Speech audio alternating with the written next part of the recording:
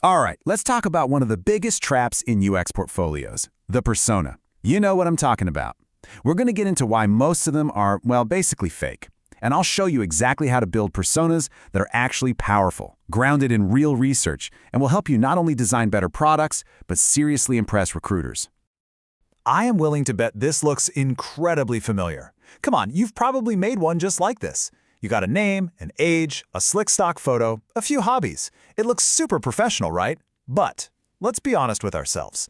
This isn't a UX persona. It's a fictional character. And I'm going to be blunt here. It's hurting your design process way more than it's helping.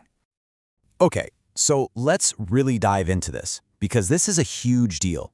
I call it the fake persona problem. And yeah, these beautifully polished persona slides, they look impressive in a portfolio, but they can be genuinely harmful. I'm not just talking about the product you're designing.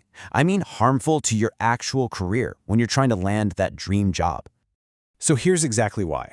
These personas, they're built on imagination, not on hard evidence from your user research. And that means they are completely useless when you have to make a tough design trade-off. So when a hiring manager asks you, "So, why did you choose this layout?" you can't really defend it with a person you just made up. And trust me, recruiters can spot these invented personas from a mile away. It is a massive red flag that just screams inexperience. So what this really means is we have to completely reframe how we think about this. The question we should be asking isn't, who is our user, like we're writing a biography. The real fundamental question is, what is this persona for? At its core, it's a tool for making decisions. That's it.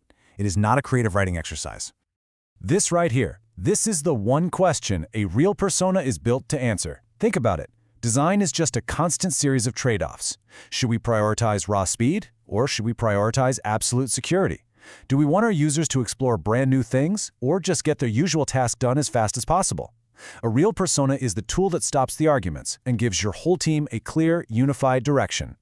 So here's the definition we can work with. And if you really look at it, a few key phrases should just jump right off the screen at you. Things like summary of user behaviors, grounded in research, and, the big one, helps the team make design decisions. It's not about inventing one person. It's about summarizing the patterns you've found across a whole bunch of people.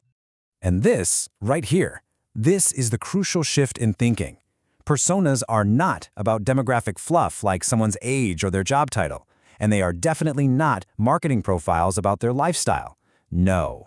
They are about the patterns you actually discovered in your research, the repeated behaviors, the shared goals, the common frustrations. It's about what people do, not who they are. All right, so how do we actually do this? Let's get practical. I'm going to walk you through a super straightforward 4-step process that's going to keep your personas anchored to your research from the very beginning to the very end. I promise, you can do this. Okay, step 1. List out the raw behaviors, the fears, the goals that you actually observed in your research. 2. Start clustering those users based on their core motivation. What's driving them? Is it speed? Is it a need for reassurance? 3. Define each persona cluster with a simple formula. What is their primary goal, plus what's their biggest pain point? And 4, this is the most important step. Be absolutely ruthless in cutting out every single detail that isn't essential. And this question right here, this is your ultimate filter. It's your weapon. For every little detail you are tempted to add, a name, a photo, a hobby, just stop and ask yourself this. Does knowing my user likes fitness actually change the color of this button? Does their age change this workflow? If the answer is no, get rid of it. Simplicity here signals deep confidence in your research. Okay, so theory is one thing, right? But now for the really cool part where we see this in action. Let's look at a couple of before and after examples. I promise you, the difference between a fake persona and a powerful decision-making tool is about to become crystal clear. Okay, here we go. A classic fake persona for a food delivery app. We've got Rohan, he's a foodie. It sounds nice, it feels complete, but what design decision does this actually help you make? I'm serious. What does this tell you to do? It's vague, it's a stereotype, and for our purposes, it is completely useless. Now compare that to this. This is a persona built from actual research. This describes a behavioral pattern. You have users who are hungry, they're in a hurry, and they just want to reorder something they already know they like.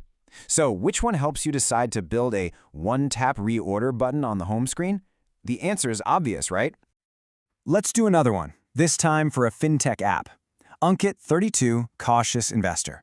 Now again, cautious is a decent starting point, but the age and marital status, it's just demographic fluff. It doesn't give our design team nearly enough to actually work with. But just look at how much more powerful the research-based version is. This one doesn't even have a name, but it has a specific actionable fear, making an irreversible mistake. And that immediately tells you that your design needs clear confirmation screens, bold warning messages, and maybe even a prominent undo feature. See? It drives design decisions. Okay, let's bring this all the way back to your portfolio and your career. Because when you strip away all those fake details and focus purely on behavior, you're not just making better design choices. You're showing recruiters something so much more valuable than pretty visuals. You're showing them how you think. So here's what it all comes down to for recruiters.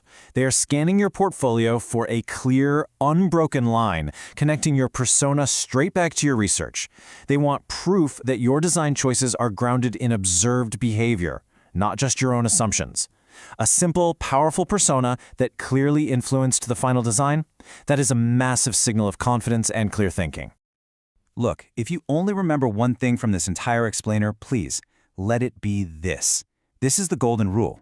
Read it, internalize it, and apply it to every single persona you ever create. If those demographic details are interchangeable, they're irrelevant, and your persona is fake. Because at the end of the day, that's our real job, isn't it? We aren't here to be storytellers or to create fictional characters to decorate our case studies. We are here to synthesize messy, complex research into powerful clarity. The kind of clarity that helps a team build the right thing for real people. We build clarity, not characters.